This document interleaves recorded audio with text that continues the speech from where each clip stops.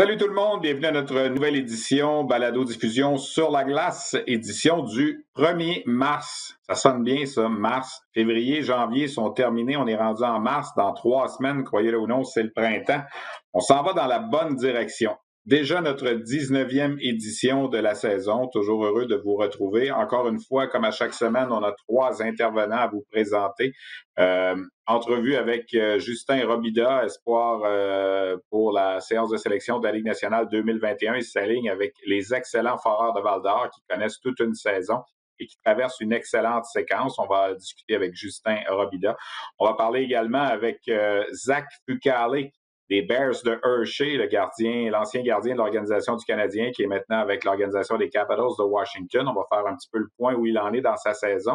Et on va surtout revenir sur Dominique Ducharme qui a dirigé Zach Fucale pendant 3 ans et demi avec les Mooseheads de Halifax. Donc, c'est un beau prétexte pour lui parler de l'avenue de Dominique Ducharme avec le Canadien.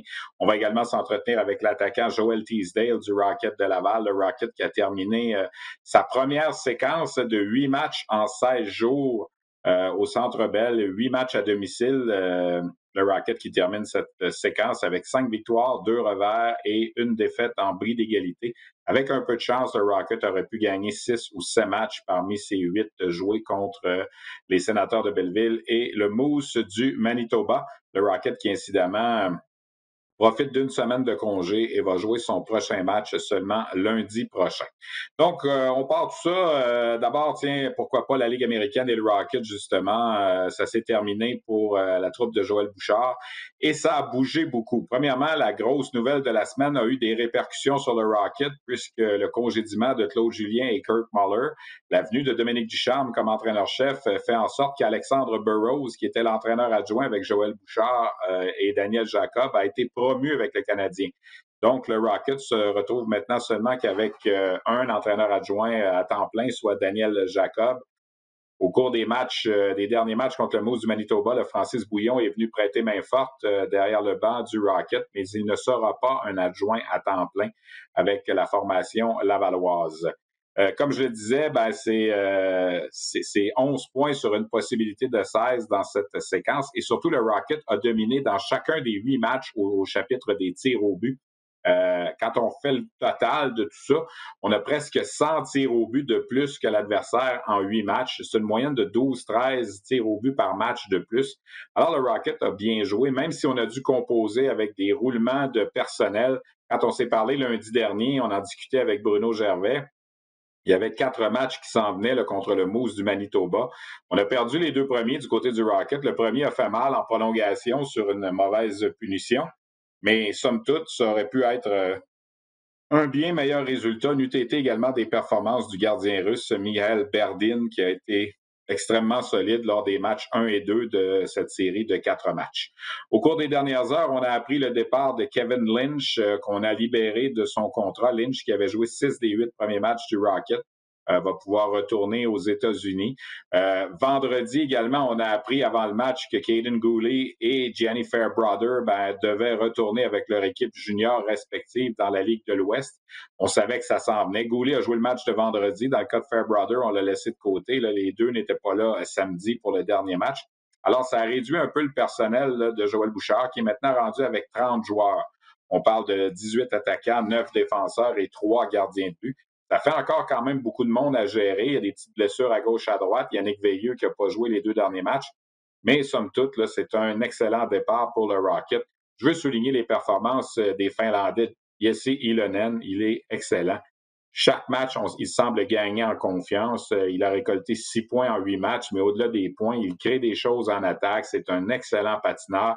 Sûrement là, une des belles révélations de ce début de saison à l'attaque. En défensive, Otto Leskinen est parmi les meilleurs de la Ligue américaine au niveau des plus et moins. Il est à plus 10 après 8 matchs. Lui aussi connaît d'excellents moments.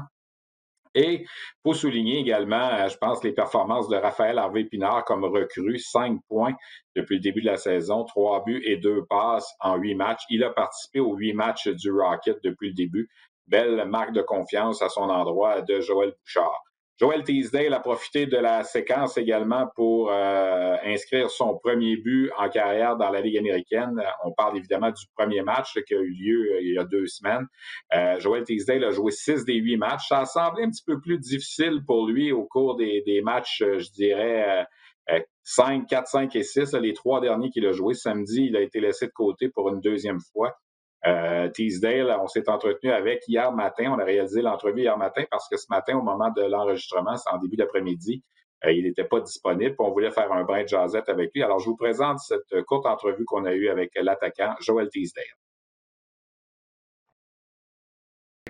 Teasdale du Rocket de Laval, le Rocket qui a terminé son premier séjour à domicile, 8 matchs en 16 jours. Joël, tu en as joué 6 sur 8.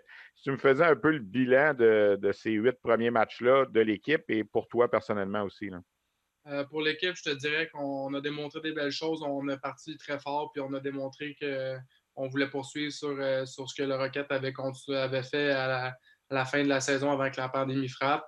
Puis je crois qu'on a bien démontré ça, puis on a continué ce lancer-là.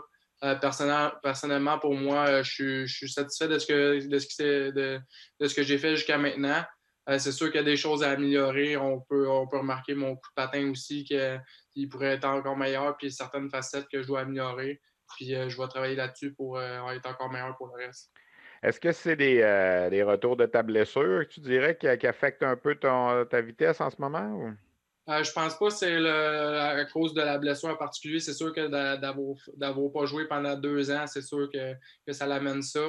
J'avais perdu le rythme de jouer dans une partie de hockey. Ça faisait 2 ans que j'étais arrêté, puis ça fait une bonne partie que je fais juste pratiquer, puis une pratique, puis une game, c'est pas vraiment la même chose, même si tu fais beaucoup de patins et tout ça. Je pense que c'est quelque chose qui va venir au fur et à mesure de jouer. Joël, on parle beaucoup du step, là, si on veut, entre le junior et la Ligue américaine. Bon, ça fait longtemps que tu n'as pas joué junior là, à cause de la blessure. Puis on a vu des gars dans le passé arriver dans la Ligue américaine avec des grosses statistiques au niveau junior, puis sentir que la coche est vraiment là. Est-ce que tu as senti ça, cette grosse démarcation-là, là, dans tes 6 premiers matchs? Hein? Oui, il y en a vraiment une grosse. Moi, quand j'étais arrivé l'année dernière, il y a 2 ans, l'année dernière avec le Rocket, puis j'étais dans l'entourage, j'avais beaucoup parlé avec Alexandre Alain, puis lui, il m'avait averti, puis il m'avait dit, tu vas voir, il y a vraiment une coche de plus, puis là, je le remarque. J'avais pu le remarquer en regardant les matchs l'année dernière, mais cette année, en les jouant, je le sens encore plus. Les joueurs sont plus gros physiquement, tout le monde est plus mature. Tu as beaucoup moins de temps avec la rondelle sur la glace. Le jeu est beaucoup plus rapide. Donc, c'est quelque chose que il va falloir que je m'adapte à ça. Puis, je crois que j'ai bien démontré aussi. Joël, je pose souvent cette question-là à des jeunes qui commencent. Est-ce que c'est rendu encore jouer au hockey ou c'est un travail maintenant? Je te dirais que c'est un peu des deux. On est payé à le faire, donc c'est sûr que c'est un travail. Mais pour moi, c'est jouer encore pour le plaisir. Puis, c'est vraiment de jouer au hockey. J'ai pas de difficulté à me lever le matin puis à aller à l'aréna, donc je prends ça encore comme un jeu. On a beaucoup parlé là, du système de rotation que Joël a mis en place avec les vétérans, avec les jeunes. Jamais, je pense, en tout cas, ça doit remonter loin si c'est arrivé, là, mais jamais tu te présentais à l'aréna sans pas être sûr de jouer. Est-ce que ça devient difficile mentalement? Joël n'arrête pas de nous dire que c'est le plus gros casse-tête qu'il vit en ce moment. Il dit, je conduis dans ma voiture, je retourne chez moi, puis je pense à qui ne jouera pas le lendemain, puis tout ça. Vous autres, comme joueurs, d'arriver à l'aréna puis de ne pas être sûr si ton nom va être parmi les 4 trios, est-ce que ça dérange? C'est sûr que c'est difficile pour un joueur. En tant que joueur, tu veux toutes les jouer, tu veux faire toutes les jouer puis donner ton 100%, mais avec 34 joueurs dans l'alignement, c'est sûr que ton tour va arriver. Puis c'est sûr que c'est frustrant parce que tu veux toutes les jouer comme je viens de le dire, mais c'est dans la réalité cette année, puis il faut vivre avec.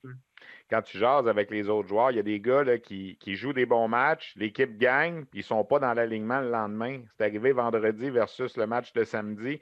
Vous aviez gagné vendredi soir. Normalement, on ne change pas trop ça. Puis regarde, toi, tu en es un exemple. Tu n'as pas joué le samedi. Comment qu'on vit ça? C'est sûr que c'est difficile un petit peu quand tu as des bonnes performances puis tu dois laisser ta place quand même. Mais comme j'ai dit, c'est dans la réalité cette année avec toute cette pandémie-là, ça l'amène un aspect différent à une saison normale. Puis de vivre ça, moi j'en tire des leçons.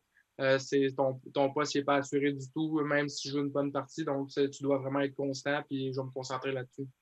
On s'entretient avec Joel Teasdale qui a marqué son premier but dans la Ligue américaine lors du premier match de l'équipe. Parle-moi un peu de ton chum Raphaël Harvey-Pinard. Ça se passe vraiment bien pour lui. Tu t'es entraîné beaucoup avec lui. Bon, c'est sûr que lui, il n'avait pas le décalage de 21 mois sans jouer, là, mais il a bien fait ça quand même depuis le début de la saison. Hein? Oui, c'est vraiment, moi, de ce que j'ai remarqué, c'est vraiment un des joueurs les plus constants. Il joue tout le temps de la même façon durant tous les matchs qu'il a joué. Moi, je ne suis pas surpris du tout. Je savais que Raphaël il allait bien performer. Avoir joué avec les Huskies il y a 2 ans, c'est pas quelque chose qui me surprend, qu'il performe comme ça. Puis je suis vraiment content pour lui. Joël, tu as vécu un peu de l'intérieur le congédiement de Claude Julien la semaine dernière. Ça a eu des répercussions sur le Rocket. Vous avez perdu Alexandre Burroughs. Comment ça se passe une journée pour un joueur du Rocket quand tout ça se passe? Nous, on voit ça de l'extérieur, on est les médias, on essaie de couvrir. Vous autres, à l'interne, ça a dû être quand même un bon bouleversement. Là. Oui, c'était assez spécial. Il y a plein de joueurs qui étaient en train de s'habiller dans la chambre quand on a su ça, quand on a su cette nouvelle-là. Puis il y a plein de joueurs qui étaient comme hein? Quoi? Là, il y en a d'autres qui étaient un peu plus loin dans la chambre parce que la chambre est vraiment toute séparée en ce moment. On peut tout être assis. Donc, nous autres, moi, mettons, personnellement, j'étais plus loin dans la chambre. Puis j'entendais ça, puis je me demandais qu'est-ce qui se passait. Puis finalement, ça s'est rendu. Puis là, on a su Burroughs.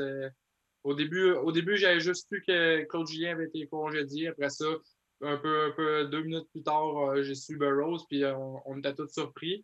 Mais moi, j'avais adoré travailler avec lui dans le début de la saison. Il est vraiment proche des joueurs, puis il venait souvent me voir puis me donner des conseils. Quand je revenais au banc aussi, durant les games, il m'en donnait, puis il me disait aussi quand ça allait bien, il me disait de continuer. Donc, c'est vraiment une bonne nouvelle pour lui. On parle beaucoup de son apport sur les unités spéciales. As-tu l'impression que c'était comme une de ses spécialités, le fait qu'il a joué avec les Cédines dans la Ligue nationale puis tout ça? Là? Je pense que oui. Comme je le dis souvent, avoir un coach qui a joué, ça a quelque chose, c'est quelque chose d'important. Lui, il a joué sur le power play, comme tu as dit, avec les Cédines, donc il y a les bonnes bases puis tout ça. Donc oui, moi j'ai remarqué, il était vraiment passionné de travailler ça avec l'avantage numérique, puis il donnait corps et âme, puis c'était vraiment le fun à voir. Joël Bouchard qui dirige Joel Teasdale avec l'Armada, puis Joël Bouchard qui dirige Joel Teasdale avec le Rocket. C'est quoi les grandes différences? Je te dirais, j'en ai pas remarqué beaucoup. Il est aussi intense, aussi passionné derrière le banc. Dans la chambre, ben, c'est sûr qu'il n'est plus avec des jeunes joueurs entre 16 et 20 ans. Là, il y a des joueurs qui peuvent être dans la trentaine. Donc, c'est sûr qu'il a changé un petit peu son approche de ce niveau-là. Mais personnellement, avec moi, il agit pas mal comme à mon niveau junior à l'Armada. Il vient me voir de temps en temps me dire qu'est-ce que je devrais améliorer. Des fois, il me dit tu devrais, regarde ce game-là, dis-moi, viens me voir ce que tu en penses, puis on va en parler. Puis c'est vraiment des bonnes choses à avoir en tant qu'entraîneur, puis d'avoir un entraîneur comme ça avec toi. Vous venez de jouer 8 matchs en 16 jours. Là, vous êtes une semaine sans jouer. Comment on occupe ça cette semaine-là? L'horaire, c'est quoi? Y a-tu bien des séances d'entraînement tous les jours? On va profiter de prendre un peu de repos après la séquence? Là? Je ne sais pas l'horaire pour toute la semaine, mais je sais qu'on pratique déjà, on pratique demain. Puis je pense qu'on va y aller au jour le jour, voir avec la charge de travail qu'est-ce qui va se passer. Puis Joël, je suis sûr que Joël et les préparateurs physiques ont un plan pour ça. Donc, je vais voir pour la suite. Ben écoute, Joël, mes félicitations pour ton début de saison. La glace est brisée, comme on dit. Je pense que c'est ça qu'on voulait. Puis on va avoir l'occasion de suivre les matchs au fur et à mesure. Bonne chance, bonne continuité. Puis encore une fois, merci d'avoir pris le temps. Là. Merci beaucoup à toi. Alors voilà donc pour cet entretien avec Joel Teasdale. Je vous rappelle également, tantôt je mentionnais Gianni Fairbrother qui a été cédé à son club junior. Il a aussi signé son contrat de recrue, son contrat de 3 ans là, qui le fait officiellement membre du Canadien de Montréal. Lui qui avait été un choix de 3e ronde en 2019. Il a démontré des belles choses dans les 3 matchs qu'il a joués avec le Rocket. Donc, Gianni Fairbrother qui obtient donc un contrat professionnel avec l'organisation du Canadien. On en a glissé un mot tantôt un peu, évidemment. La nouvelle qui a retenu l'attention jeudi dernier, c'est bien sûr le congédiement de Claude Julien, Kirk Muller avec le Canadien, l'avenue de Dominique Ducharme et tout ça. Et j'ai pensé lancer un petit appel du côté de Zach Fucale pour lui parler de Dominique Ducharme. Vous allez voir dans l'entretien qu'on va vous proposer dans quelques instants, Fucale a bien connu Dominique Ducharme pendant 3 ans et demi avec les Mooseheads d'Halifax. Il a été son entraîneur et j'ai voulu revenir aussi avec Zach Fucale sur son passage dans l'organisation du Canadien. Et ce fameux soir, ça va faire 3 ans vendredi, le 5 mars 2018, où il était l'adjoint de Charlie Lindgren dans un match au New Jersey. Et les Devils avaient pris les devants 4-0. On avait pensé qu'en 3e période, Claude Julien lancerait dans la mêlée Zach Fucale dans un match qui semblait perdu ce soir-là. Charlie Lindgren qui n'avait pas une bonne soirée et ça aurait été l'occasion parfaite pour que Fucale fasse ses débuts comme gardien dans l'organisation du Canadien. Finalement, Claude Julien avait décidé de passer outre. Je me souviens parce que j'étais là à ce match-là. C'est moi qui couvrais le match pour RDS au New Jersey. On avait posé la question à Claude Julien à la fin du match, est-ce que tu as songé à embarquer à un certain moment Zach Fucale? Et Claude Julien avait été très sec, avait dit non, on n'y a même pas pensé. Et moi, j'avais trouvé ça dommage parce que je me disais à 4-0 en arrière, un match sur la route comme ça, c'était quand même pas Carey Price qui était là, c'était Charlie Lindgren, le 3e gardien de l'organisation, ça aurait été une occasion parfaite. Bref, je ne veux pas m'éterniser là-dessus, c'était pas le but premier là, de l'entrevue avec Zach Fucale, mais on parle de ce match-là vers la fin de l'entrevue aussi. Incidemment, on a parlé à Zach hier matin, au lendemain d'un blanchissage devant le filet des Bears de Hershey, avec lesquels il évolue cette année. Voici l'ancien gardien des Mooseheads d'Halifax, des Remparts de Québec et de l'Organisation du Canadien, Zach Fucale. En début d'émission, dans la ville du chocolat, rejoindre Zach Fucale à Hershey, où il s'aligne avec les Bears, le club école des Capitals de Washington. Zach, premièrement, merci d'être là. Comment se passe ta saison jusqu'ici dans la Ligue américaine? Je sais que tu as réussi un jeu blanc hier, là, donc c'est un bon départ pour toi, là. Oui, ça va bien. Un bon début, quelques matchs. C'est juste 2 matchs à date, mais je suis très content de comment ça se passe. L'équipe, ça augure très bien pour les prochains matchs. Ça va bien. En quoi c'est difficile? On en a parlé beaucoup à Montréal avec les gardiens du Rocket de Laval. De ne pas jouer pendant un an, c'est encore peut-être plus difficile pour un gardien de but que ce l'est peut-être pour un joueur à l'attaque? Je ne sais pas, peut-être, mais en tant que goaler, c'est une question de timing souvent. Tu sais. Il faut beaucoup de répétitions, il faut que tu vois beaucoup de rondelles. Fait que peut-être c'est plus dur pour un gardien, vraiment un an comme ça. Là. Mais on a été chanceux, on a eu beaucoup, beaucoup de temps. En fait, moi, j'ai eu beaucoup de temps. J'ai même été à South Carolina dans la East Coast, juste pour avoir plus de répétitions, juste pour voir plus de rondelles. Fait que peut-être ça joue en ma faveur en ce moment que j'ai commencé un peu plus tôt que les autres. Tu as fait partie un peu de l'escouade de réserve des Capitals aussi. Il y a eu des blessures devant le filet puis tout ça. Est-ce que tu as pensé peut-être que tu aurais une petite chance de jouer un match à un certain moment? Ou? J'y ai pensé, mais Vitek joue très bien en ce moment à Washington. Donc, pour moi, juste le fait que j'étais avec l'équipe, j'étais sur le Taxi Squad, l'équipe de réserve, pour moi, c'était très bien. J'avais le temps de pratiquer avec le coach de gardien Scotty Murray. Puis, tu sais, il avait la chance de me voir, puis de m'évaluer, puis de me voir progresser. Fait qu'un bon... Je suis resté presque 2 mois, donc c'est vraiment positif pour moi. Puis là que je suis dans la ville du chocolat, je vais avoir la chance de jouer, là. Zach Fucale, dis-moi, comment ça se passe présentement pour vous dans la Ligue américaine? On connaît la réalité de Laval. Ici, on joue des séries contre les mêmes équipes. On vient de terminer 4 matchs contre le Moose du Manitoba. Tu me disais un peu avant l'entrevue, vous n'avez pas beaucoup de rivaux différents. On est-tu juste content de pouvoir jouer en ce moment? C'est tout ça le feeling un peu? Oui, c'est ça. On est content. Mais je vais être bien honnête, c'est vraiment bizarre là, comparé aux dernières années là, quand tu as... Tu as 30 équipes dans la ligue, tu t'en vas un peu partout, tu as même des vols ici et là pour visiter des clubs. Je me sens un peu comme dans le temps où il y avait juste 5-6 équipes dans la ligue, les 6 équipes originaux. Là, je me sens un peu comme ça en ce moment. On joue les mêmes 3 équipes pas mal on repeat. Là. Fait que c'est un peu différent. Mais le fait qu'on a la chance de jouer, on ne va pas dire non. Puis je pense que les gars, on apprécie juste le fait qu'on a la chance parce qu'être assis à la maison, c'est bien pire que jouer les mêmes 3 clubs. Une des raisons pour lesquelles, évidemment, on voulait te parler cette semaine, c'est avec la nomination de Dominique Ducharme comme entraîneur-chef du Canadien. Toi, tu as eu la chance de le côtoyer 3 ans et demi avec les Moussets d'Halifax. Ça a été ton entraîneur, disons, pour la plus grande partie de ton stage junior. Qu'est-ce que tu retiens de ce gars-là? Puis comment tu vois sa façon de diriger? Est-ce qu'il y a tout pour réussir dans la Ligue nationale, dans un marché comme Montréal que tu connais bien, là?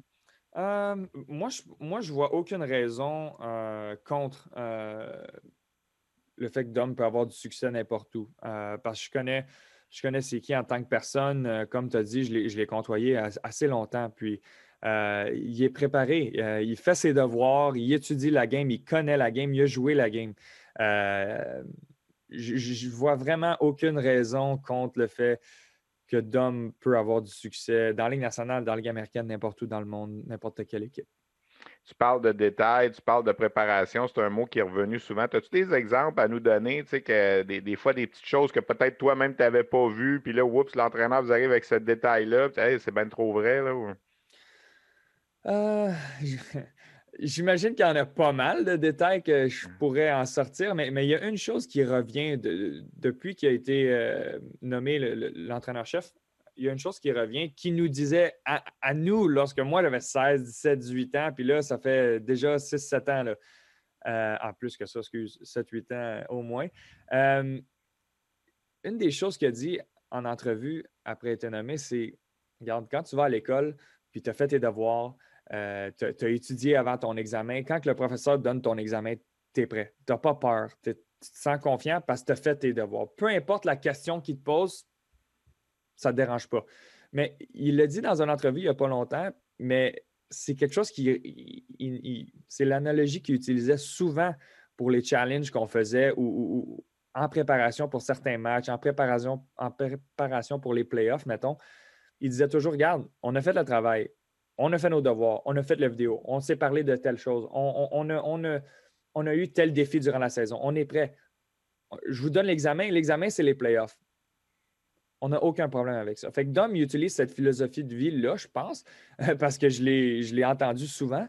Puis, comme j'ai dit, il les a fait ses devoirs. Je ne suis vraiment pas inquiet pour les détails de la Ligue nationale, la rapidité, les joueurs, les contrats. Les gens, ils vont me demander ouais, c'est différent quand tu deals avec des joueurs juniors puis des gars qui font 9-10 millions. Mais non, parce que la game est pareille. Le hockey, c'est le hockey que tu as 10 ans ou que tu joues à 45 ans ou 43 ans comme Zdeno Chara. Le hockey est pareil, peu importe. Donc, moi j'ai aimé mon temps avec Dom en tant que dirigeant d'équipe. Puis pour moi, j'ai vraiment hâte de juste le voir continuer à progresser en fait, dans sa propre carrière. Il donne l'impression d'un gars qui parle pas nécessairement fort, qui a pas. Mais souvent, j'ai entendu parler, même avec l'équipe Canada Junior, tu sais, son regard, puis la façon de. Est-ce que c'est un gars que tu as vu souvent se choquer, mettons, dans le vestiaire pendant 3 ans et demi? Oui, Avec c'est arrivé, oui. En 4 ans, là, ouais, c'est arrivé où il a levé le ton. C'est arrivé que des fois, en fait, là, des fois, c'était juste il te regarde ou il regarde l'équipe, puis tu sais ce qui se passe. C'est juste un regard souvent avec Dom, ça suffit, mais une chose que j'ai aimé, c'est qu'il a toujours été honnête de A à Z, qu'on gagne 5-1, surtout avec les Moussets du temps. Là, des fois, on gagnait 4 games, 5 games, 6 games d'affilée, puis on revient après la première période, on gagne 2-3-0. Puis, il nous ramasse. Mais ça, c'est juste lui qui est honnête. C'est juste lui qui est honnête. Regarde, OK, peut-être qu'en ce moment, on a du succès, mais quand on va être dans les séries éliminatoires, match numéro 6, puis on va avoir ce même challenge-là, si on continue comme ça, on ne va pas être prêt. Fait qu'il a toujours été honnête. Il a toujours eu l'œil pour dire le bon mot au bon moment. Puis ça, c'est une chose que je vais toujours me rappeler, c'est juste bien placer les mots, bien placer, mettons, les regards que tu parlais, les gars qui ils disaient. Puis je suis convaincu qu'il va continuer à faire ça. Ça a toujours été dans son caractère en tant que coach. Nous sommes en conversation avec Zach Fucale, ancien gardien de l'organisation du Canadien, maintenant avec les Capitals, qui a bien connu Dominique Ducharme. Zach, pour toi, tu as pris une décision là, d'aller avec les Capitals de Washington. Quand tu regardes, puis je ne veux pas tout rebrasser ce qui est arrivé avec Montréal, mais le fait de ne pas avoir eu au moins ta chance de jouer un match, est-ce que ça, tu l'as encore un petit peu de travers ou si tu es passé à autre chose? Je me souviens d'un match où j'étais là, je remplaçais mes collègues, puis tu étais sur le banc, tu aurais pu jouer, puis finalement, Charlie Lindgren n'avait pas une grande soirée, puis on n'avait pas fait appel à toi. Est-ce que ça t'est resté encore? Ou... Regarde, honnêtement, ça fait partie de mon parcours, fait que ça ne me dérange pas d'en parler. Là, en anglais, je dis toujours « it's just part of my journey ». C'est mon parcours, il a été atypique, puis je continue, puis je persévère, mais non, ce match-là, je m'en souviens pas mal. Il y a beaucoup de gens qui m'en parlent, surtout ces temps-ci, mais non, honnêtement, je ne sais juste pas comment le formuler en français, Stéphane. Vas-y en anglais, si tu veux être plus sûr. A little chip on your shoulder, ça peut être très positif dans le sport. Ça peut te motiver, ça peut te garder... ça peut garder ton focus à la bonne place, puis vraiment te pousser à te dépasser. Puis quand il y a des choses qui vont moins bien dans ta carrière, tu reviens avec ce petit chip on your shoulder-là, puis là, ça replace tout ton focus à la bonne place. Fait que pour moi, OK, c'était peut-être un moment dans ma carrière où c'était moins plaisant, là, mais je l'utilise comme motivation aujourd'hui. Puis ça va toujours rester dans ma mémoire parce que ça, je l'utilise presque à tous les jours, presque à chaque match pour me mettre à la bonne place pour bien performer. Ça, au bout de la ligne, c'est ça que j'ai besoin. Il faut que je performe bien. Est-ce que tu as pensé, Zach, ce soir-là, que Claude Julien t'enverrait au moins pour la 3e période de ce match-là? Là? Nous, on y pensait en haut, en tout cas. Là. Ben j'y ai pensé. C'est sûr. Là, à ce match-là, quand tu regardais l'allure du match, ouais, j'y ai pensé 100%. Je peux pas te dire autrement. C'est sûr, j'y ai pensé. Ben écoute, Zach, merci beaucoup d'avoir pris le temps de jaser avec nous. On va te souhaiter bonne chance. C'est tellement une bonne personne. Moi, j'ai insisté, Zach, puis je ne veux pas prendre de crédit. Là, je trouvais que ça te revenait, mais j'ai fait partie du comité pour voter les 50 meilleurs joueurs de l'histoire de la Ligue junior majeure du Québec pour ce qu'ils ont réalisé dans la LHJMQ. Puis selon moi, on n'avait pas le choix d'inclure Zach Fucale dans cette lignée-là parce que tu es le meneur pour les victoires. Tu as gagné la médaille d'or, la Coupe Memorial. Tu faisais partie de ça, selon moi. Puis les autres du comité ont embarqué avec moi là-dedans pour que tu sois là. Alors, félicitations, puis bonne continuité là, pour ce que tu fais là, présentement dans l'organisation des Capitals. C'est quelque chose que je ne savais pas, mais honnêtement, Stéphane, merci beaucoup. Tu m'as toujours traité fair de A à Z dans ma carrière. Fait que merci beaucoup. Puis, regarde, j'ai hâte de continuer ça, puis on va se parler bientôt, peut-être dans la Ligue nationale bientôt. Tu vas avoir ta chance dans la Ligue nationale, la persévérance. Des fois, ça paye. Il y en a qui arrivent à 28 ans. Je te le souhaite avant, là, mais il y en a qui y arrivent tard. Merci beaucoup d'avoir pris le temps, Zach. J'apprécie. Merci, Stéphane. Bonne journée. OK. Salut. Est-ce que je peux vous dire que c'est un des jeunes hommes les plus sympathiques que j'ai croisés dans les dernières années dans la couverture du hockey junior, du hockey de la Ligue américaine? Je vais vous raconter une petite anecdote avant de poursuivre sur Zach Fucale. Lors de la saison 2011-2012, qu'on remonte quand même à 9 ans en arrière, il avait 16 ans. Et en première ronde, les Mooseheads d'Halifax, ça c'est l'année avant qu'il gagne la Coupe Memorial, la première année de Dominique Ducharme avec les Mooseheads. Les Mooseheads jouent contre les Remparts de Québec en séries éliminatoires. Et les amateurs de Québec, évidemment, vont s'en rappeler là, parce que comme on dit, les Remparts avaient pris les devants 3-0. Et là, les Mooseheads jouaient, c'était une série 2-3-2. 2 matchs à Québec, 3 matchs à Halifax, 2 matchs à Québec. Alors, les Remparts avaient gagné les 2 premiers à la maison, avaient gagné le match numéro 3 à Halifax. Et là, les Mooseheads étaient revenus gagner le match numéro 4, le match numéro 5. 3-2, la série revient à Québec pour les matchs 6 et 7. Évidemment, c'est loin d'être évident pour les Mooseheads. Mais... Et après le match 6, que les Mooseheads ont gagné pour créer l'égalité 3-3. Je vais faire des entrevues proches du vestiaire. Puis Zach Fucale, que je ne connais pas beaucoup parce qu'évidemment, c'est une recrue. Là. On s'est peut-être parlé 2-3 fois dans la saison. Puis je le vois pédaler sur son vélo stationnaire, puis il vient de finir le match. Puis je dis, vous avez déjà accompli quelque chose. Non, M. Leroux, on n'a rien accompli encore. On n'a absolument rien accompli. Il faut gagner le match de demain soir, sinon ça ne sert à rien, puis tout ça. Puis ça m'avait frappé parce que les jeunes de 16 ans, souvent, sont timides. Tu arrives avec le micro d'RDS, la caméra, la lumière, puis tout ça, ça intimide un peu les jeunes. Puis lui, non, il était droit, il regardait dans les yeux, puis j'ai découvert évidemment ce bonhomme-là encore plus l'année d'après parce que les Moussets ont gagné la Coupe Memorial. L'année d'après et l'autre après, il a été le gardien d'équipe Canada Junior. Il y a une année, ça a moins bien été, mais une médaille d'or. Et ce que je disais à la fin de l'entrevue, je le pensais sincèrement, lorsqu'on a fait le top 50 des 50 meilleurs joueurs de l'histoire de la Ligue junior majeure du Québec pour ce qu'ils ont accompli dans la LHMQ, pas pour leur carrière dans la Ligue nationale. Je suis pas en train de dire que Zach Fucale est un meilleur gardien que Patrick Roy. Zach Fucale n'a pas joué encore dans la Ligue nationale. Mais pour ce qu'il a accompli dans les rangs juniors, il a gagné quelque chose comme 173 matchs de saison plus séries combinées. Il a gagné la Coupe Memorial, il a gagné la médaille d'or du Mondial junior. Il n'y a pas grand gardien dans 50 ans de la Ligue de hockey junior majeure du Québec qui ont fait ça.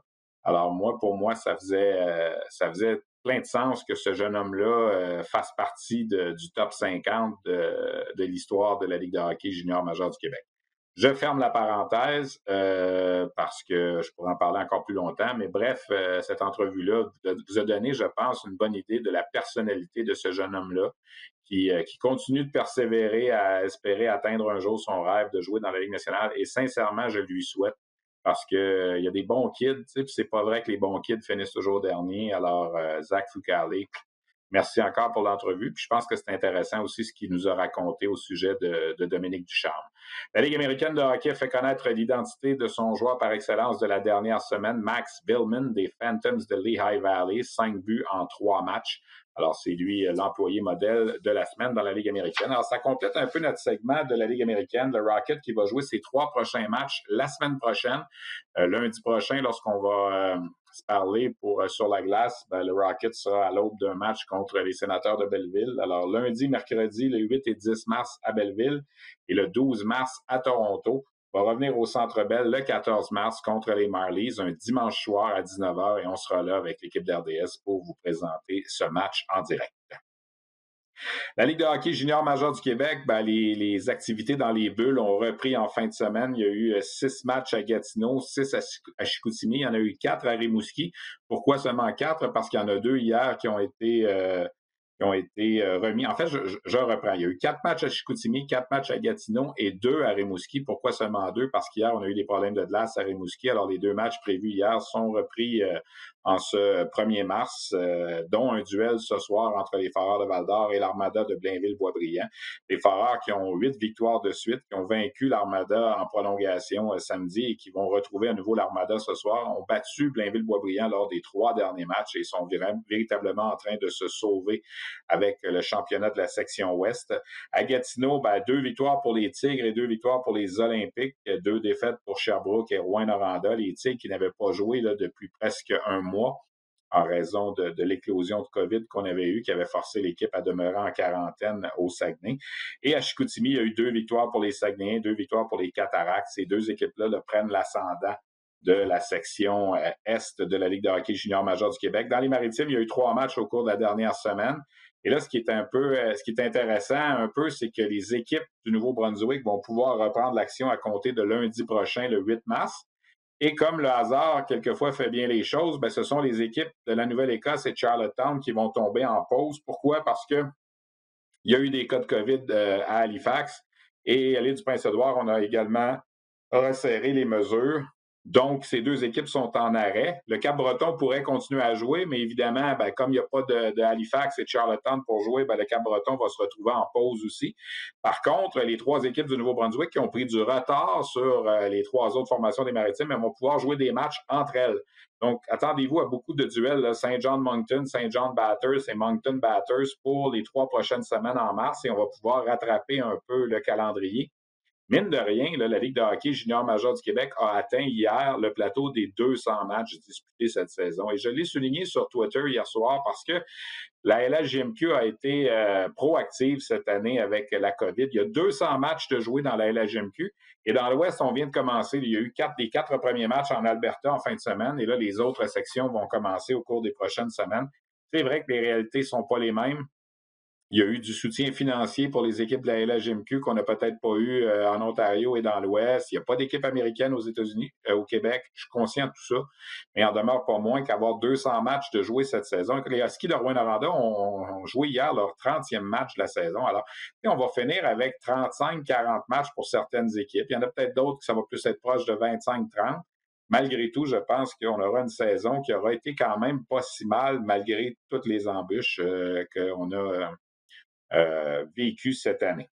Je vous parlais tantôt des Foreurs de Val-d'Or qui vont très bien. Leur meilleur pointeur, c'est le jeune attaquant Justin Robida, 17 ans, un espoir pour la séance de sélection de la Ligue nationale en 2021. Alors, on a réalisé une entrevue avec lui un peu plus tôt aujourd'hui, avant l'entraînement matinal des Foreurs de Val-d'Or. Les Foreurs qui, comme je le mentionnais, sont à Rimouski et vont jouer un match ce soir contre l'Armada de Blainville-Boisbriand. Robida va très bien, alors on a effleuré plusieurs sujets avec lui. Les Foreurs, la possibilité de voir la séance de sélection de la Ligue nationale repoussée et bien sûr l'arrivée de tous les nouveaux joueurs avec Val-d'Or. Alors voici cet entretien avec Justin Robida. C'est l'attaquant des Foreurs de Val-d'Or, Justin Robida. Les Foreurs, c'est le cas de le dire, traversent une excellente période. Justin, on se demande à un certain moment, est-ce que vous allez perdre un autre match d'ici la fin de la saison? Parce que ça va vraiment bien pour vous en ce moment. Là. 8 victoires de suite. Vous avez battu l'Armada 3 fois dans cette période-là aussi. Là. Ça doit être assez satisfaisant. Oui, c'est sûr. Je pense pour nous autres, on veut gagner le plus de games possible. Mais je pense que l'objectif aussi, c'est vraiment de s'améliorer là, tous les jours. Puis je pense qu'on le fait pas mal. Fait que je pense que l'objectif est réussi. Puis on va voir pour la suite, là, mais c'est sûr qu'on essaie de gagner des games de hockey, c'est ce qu'on fait en ce moment. En quoi ça a été difficile? Là? Bon, on sait que c'est déjà une saison pas évidente, mais de rentrer un paquet de nouveaux joueurs. Tu sais, Nathan Légaré est arrivé, Samuel Poulain est arrivé, Jordan Spence, je regardais, Tchaïkovic vient d'arriver aussi. On joue pas. Jusqu'à quel point là, c'est difficile cette saison-là? Là? Oui, ben c'est sûr qu'il faut que tu t'ajustes beaucoup. Je pense on a appris beaucoup là-dedans, de s'ajuster. Juste hier, j'étais après de napper, puis là, on reçoit un appel, dire que la glace à Rimouski est brisée. Fait que là, finalement, on ne joue pas. C'est plein d'ajustements, je pense, qu'on doit faire. Puis l'ajout de ces joueurs-là, je pense ça en a fait partie. Mais on est chanceux, je pense, Légaré, Pelletier, puis Poulain, ils se connaissent pas mal. Jordan aussi, il connaît Jack, il connaît les gars. Fait que je pense que l'ajustement de leur côté, ça s'est fait beaucoup plus rapidement. Puis, je pense là, on peut vraiment dire là, qu'on est rendu une équipe. Je pense que tout le monde est rendu à l'aise. Puis, c'est vraiment le fun de voir ça. Là. Malgré tout, là, vous avez réussi à jouer 25 matchs depuis le début de la saison. Vous allez jouer encore aujourd'hui et demain. Là. 25, c'est quand même pas si mal quand tu compares avec certaines autres équipes. Là. Je pense aux Wildcats qui en ont joué juste 13. Il y a des équipes dans les Maritimes qui n'ont pas joué beaucoup dernièrement, les équipes du Nouveau-Brunswick. Est-ce que c'est satisfaisant quand même d'être rendu à 25 puis de penser que peut-être d'ici la fin de la saison, on va se rendre à entre 35 et 40 matchs peut-être? Oui, c'est sûr. Je pense que c'est le fun. On pensait vraiment pas pouvoir jouer autant de matchs cette année. Mais c'est le fun de voir quand même 40 matchs. C'est quand même pas si peu pour une année de même. Voir les deux autres ligues, je pense la WHL, ils viennent de commencer. Puis là-haut, elle n'est même pas commencé encore. Fait que de dire que nous autres, on a pu jouer 25 matchs, puis de dire peut-être 40 matchs, ça serait possible. Je pense que c'est vraiment bon pour nous autres. Puis, nous autres, on voulait juste jouer au hockey, puis je pense qu'on l'a fait jusqu'à date. Fait qu'on est bien contents. Vous allez avoir la chance d'avoir une bulle à Val-d'Or là, prochainement. Au moins, là, ça va vous éviter un peu de voyagement parce que vous êtes quand même allé à Bécomo. C'est la deuxième fois que vous allez à Rimouski depuis le début de la saison. Vous avez quand même eu des bons voyages à faire. Hein? Oui, c'est sûr. Je pense c'est sûr qu'on est loin. Fait que c'est tough de faire du voyagement qui est proche, mais ça va faire du bien juste rester à la maison. Puis on va être à l'hôtel quand même, mais c'est quand même chez nous. Puis jouer dans notre aréna, ça fait longtemps. Fait que je pense que ça va être le fun là, pour les gars. Justement, les nouveaux, là, juste pouvoir jouer à Val-d'Or, je pense que ça va être quelque chose de spécial. Une des raisons pour laquelle je voulais te parler ce matin, oui, les Foreurs vont bien, tout ça, mais on a appris aussi qu'à partir de demain, les recruteurs vont pouvoir commencer à revenir dans les arénas de la Ligue junior majeure du Québec. C'est ton année de repêchage. Est-ce que tu as l'impression que ça peut jouer contre les joueurs cette année, le fait que les recruteurs n'ont pas pu voir, premièrement, comme tu disais, pas de joueurs en Ontario et dans l'Ouest, puis les gars du Québec, les voir seulement sur une web diffusion là, où on ne voit pas nécessairement tout ce qu'on est capable de voir quand on est sur place? Ouais, je pense que oui. Tu sais, moi, c'est sûr, tu sais, justement, tu l'as dit, j'ai été chanceux, j'ai joué quand même beaucoup de games, mais pour d'autres gars, que ça a été plus difficile. Il y en a qui ont été obligés d'aller jouer en Europe, il y en a d'autres qui sont allés aux États-Unis. Fait que, tu sais, c'est sûr que c'est de l'ajustement, comme je l'ai dit tantôt, mais tu sais, pour les recruteurs, je pense, tu sais, je sais pas comment que ça fonctionne pour eux autres, mais ça doit être difficile de ne pas pouvoir venir nous voir jouer. Puis ça, c'est sûr là, que ça doit être. Tu sais, ça n'a jamais arrivé, dans le fond. Tu sais, ça fait longtemps que, fait que ça doit être difficile pour eux autres là, de pouvoir nous évaluer. On parle de peut-être retarder le repêchage. Comment un espoir qui est admissible cette année compose avec ça le fait que, tu sais, il y en a même qui disent le remettre d'1 an, tu sais, on peut leur pousser de quelques mois, peut-être en novembre ou en décembre, et de le remettre d'1 an. Comment tu vis ça? Ouais, ben, tu sais, je pense, tu sais, moi, c'est hors de mon contrôle. Je pense que je dois juste contrôler ce que je peux contrôler. Puis, tu sais, je vois ça du bon côté. Tu sais, j'ai 1 an de plus, tu sais, pour me prouver. Tu sais, je pense que ça peut être bon pour moi. Puis, tu sais, sinon, tu sais, si ça va être cet été, puis si c'est en décembre, ça va être en décembre. Tu sais, tu sais, on va faire avec, puis tu sais, il faut vivre avec. Là. Fait que, tu sais, moi, ça me dérange pas trop, là, cette situation-là. Est-ce que personnellement, ta saison à venir jusqu'à date, c'est quand même satisfaisant? Tu as à peu près 1 point par match depuis le début, puis on sent qu'il y a évidemment une progression avec ton année de l'an passé. Est-ce que tu es heureux ou tu t'attendais peut-être à plus? Ou... Non, je suis heureux. Tu sais, je suis content de pouvoir jouer, tu sais, justement, avec les ajouts qu'on a eus, tu sais, les Légaré, les Poulains, les Spence, tout, tu sais, les Pelletier, tout ça. Je suis content de pouvoir jouer avec ces gars-là. Je pense que je vais pouvoir apprendre beaucoup de ces joueurs-là. Tu sais, c'est des gars qui ont déjà fait des camps pro, puis tu sais, c'est des gars avec qui je peux apprendre énormément. Puis je pense que je le fais à tous les jours. Puis je me compte chanceux de pouvoir faire ça. Puis je pense que la saison, elle va bien tu sais, de ce côté-là. Je pense personnellement, je suis bien content là, de comment que ça s'est déroulé jusqu'à date. Est-ce qu'entre vous, les joueurs de l'équipe, là, vous parlez de la possibilité qu'il n'y ait pas de tournoi de la Coupe Memorial cette année? C'est sûr que vous visez les grands honneurs, là, on le sait depuis l'acquisition de Jacob Pelletier, je pense l'été dernier. Là, puis il va peut-être simplement avoir une Coupe du Président. Puis je ne veux pas dénigrer l'importance d'une Coupe du Président, là, c'est quand même très important. Mais tu sais, on rêve d'aller à la Coupe Memorial aussi.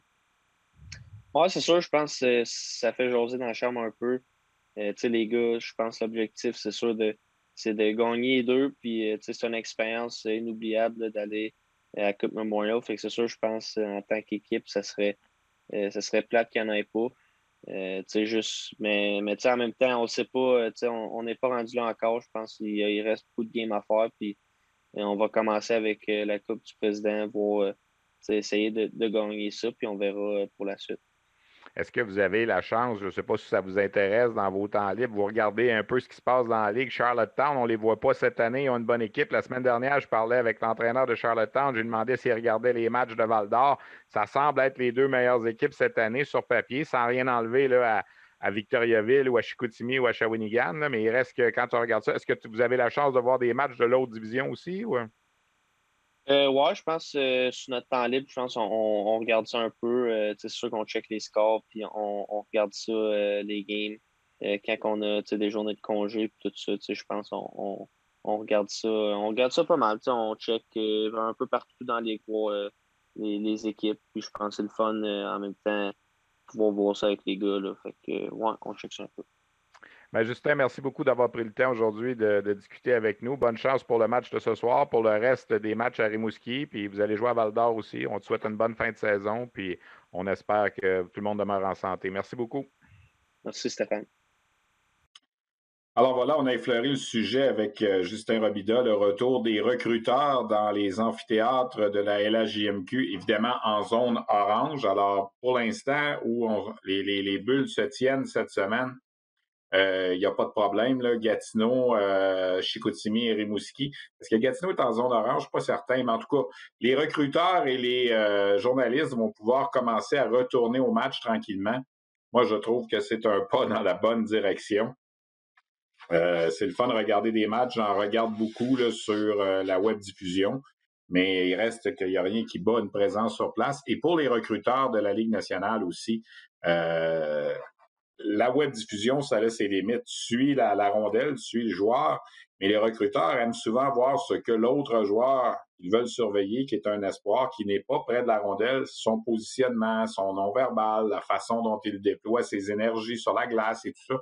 Et ça, c'est des choses que malheureusement, l'écran de la web diffusion ne peut pas permettre de voir. Alors, je suis convaincu que mes amis les recruteurs de la Ligue nationale là, vont sauter dans leur voiture à compter de demain. Et ils vont aller faire un tour sûrement du côté de Rimouski et de Chicoutimi parce qu'il y a d'excellents espoirs à suivre pour le reste de la saison. La LHMQ a également fait connaître les 4 endroits et les groupes pour le prochain environnement protégé après celui qu'on vit présentement, qui aura lieu du 19 au 25 mars. J'en parlais également avec Justin. Il y aura un environnement protégé à Val-d'Or, à Victoriaville, à Sherbrooke et à Drummondville. Donc, à Drummondville, ce sera les Voltigeurs, l'Armada et les Olympiques. À Sherbrooke, ce sera Bécomo, Chicoutimi et Sherbrooke. À Victoriaville, les Tigres qui avaient dû annuler leur environnement protégé en ce moment, là, qui devait avoir lieu. Et les Tigres seront là avec Rimouski et Shawinigan. Et les Foreurs sont là avec à Val-d'Or avec les Huskies et les Remparts de Québec. Le joueur de la semaine dans la Ligue de hockey junior majeur du Québec, c'est Zachary Lheureux des Mooseheads d'Halifax. 1 but et 4 passes en 2 matchs. Et là, il y a plein de petites nouvelles que je veux vous parler avant de terminer cette émission-là. Cette semaine, il s'est passé beaucoup de choses. En plus du congédiement de Claude Julien, on a malheureusement appris le décès de M. Maurice Tanguay. Je dis M. Maurice Tanguay, qui était le grand-père de l'Océanique de Rimouski.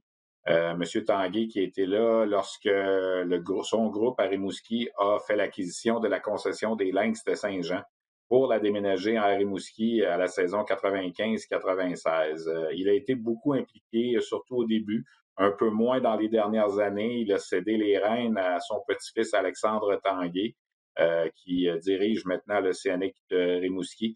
Mais M. Tanguay a été dans toutes les négociations pour faire venir Vincent Lecavalier, Brad Richards, et bien sûr, Sidney Crosby avec l'Océanique. Dans le cas de Sidney Crosby, évidemment, c'était son joueur préféré.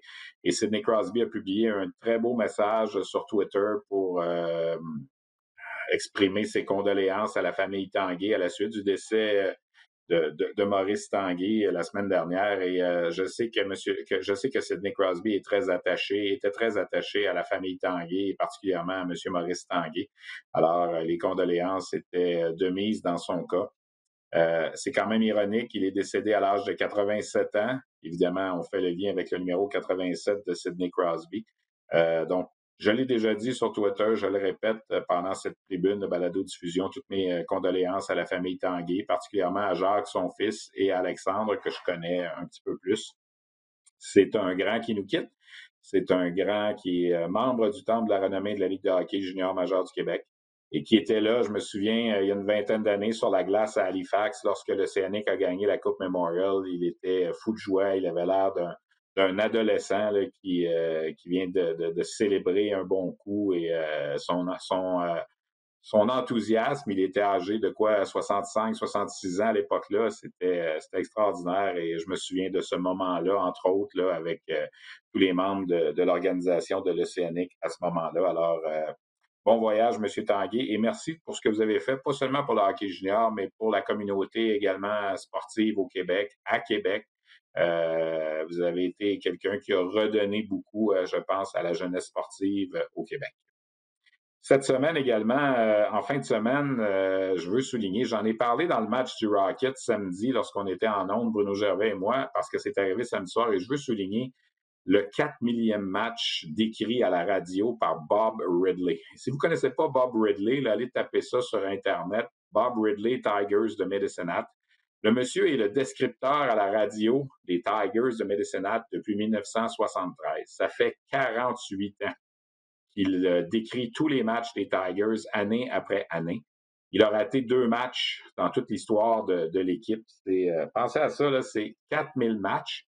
Et ce qui est d'autant plus phénoménal dans son cas, c'est que pendant à peu près 32-33 ans, en plus d'être le descripteur radio des Tigers, c'est aussi lui qui conduisait l'autobus de l'équipe.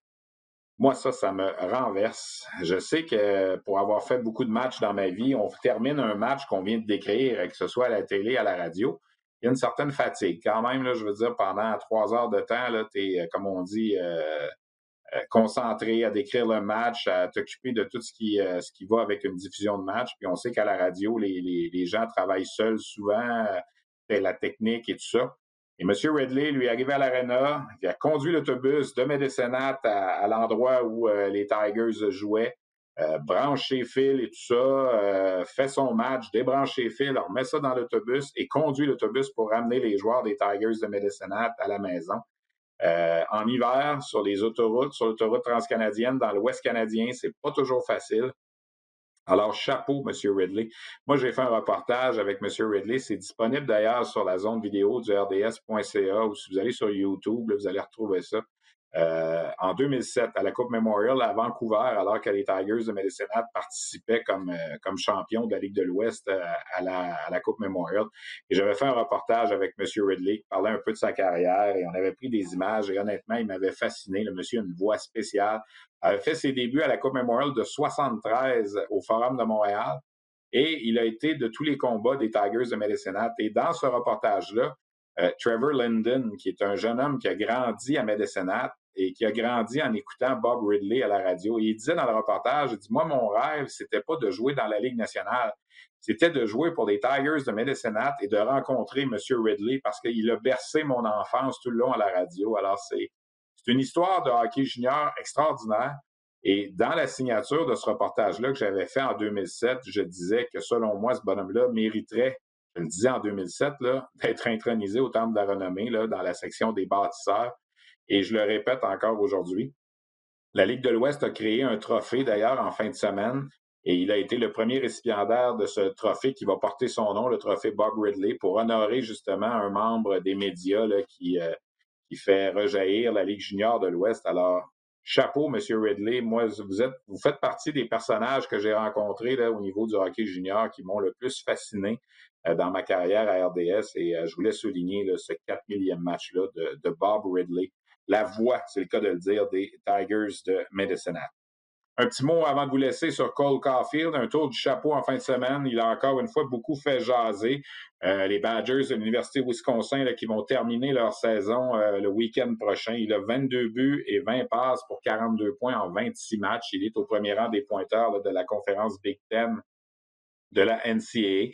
La semaine, on termine sa saison contre Michigan State, qui n'est pas une des grosses équipes cette année dans la conférence Big Ten. Par la suite, ce sera le début des séries éliminatoires dans la NCAA qui vont mener au Frozen Four, là, qui est la finale américaine des équipes de hockey universitaires. Alors, dépendamment de où vont se rendre les Badgers, ben, c'est ça qui va déterminer si le Canadien peut offrir ou non un contrat à Cole Caulfield quelque part à la mi-mars, au début du mois d'avril, et par la suite l'amener, que ce soit à Montréal ou avec le Rocket de Laval. On va suivre ça, évidemment, de semaine en semaine. Je suis toujours fasciné à chaque fois qu'on a un tweet sur Cole Caulfield, comment le web s'enflamme, comment certains tout de suite aiment le dénigrer en raison de sa taille et tout ça. Je lis des choses tellement extraordinaires sur lui il est trop petit, il ne jouera jamais dans la Ligue nationale, blablabla. Puis là, on fait des comparaisons avec Alex DeBrincat, qui, soit dit en passant, a exactement le même gabarit que lui avec les Blackhawks de Chicago et fait partie des 10 meilleurs pointeurs de la Ligue nationale. On n'est pas en train de dire que Caulfield va faire exactement ce que DeBrincat fait, mais c'est tout ce qu'on essaie de montrer, c'est que c'est possible à 5 pieds 7 pouces, 165 livres, d'avoir du succès dans la Ligue nationale. DeBrincat le fait avec les Blackhawks. Alors pourquoi Caulfield ne pourrait pas le faire? Peut-être qu'il ne le fera pas. Mais sortez autre chose que son gabarit là, pour dire que ça n'arrivera pas. C'est tout ce qu'on veut dire avec ça. Puis quand je lis des choses comme « vous lui mettez trop de pression, c'est le prochain sauveur, blablabla », ben non, on ne met pas de pression. On fait juste rapporter ce qu'il fait. Et ce qu'il fait, c'est qu'il marque des buts puis il obtient du succès. Alors pourquoi ne pas en parler? Donc, pour moi, c'est important. Un petit mot aussi, Sean Farrell. On suit beaucoup Sean Farrell depuis qu'on l'a reçu à Sur la glace il y a quelques semaines. Sean Farrell, qui est avec le Steel de Chicago dans la USHL, est lui aussi un joueur de petit gabarit, un peu plus grand que Caulfield, 5 pieds 9 pouces, 67 points en 34 matchs pour Sean Farrell. Il va très bien. C'est un choix de sélection du Canadien lors de la dernière QV de 2020.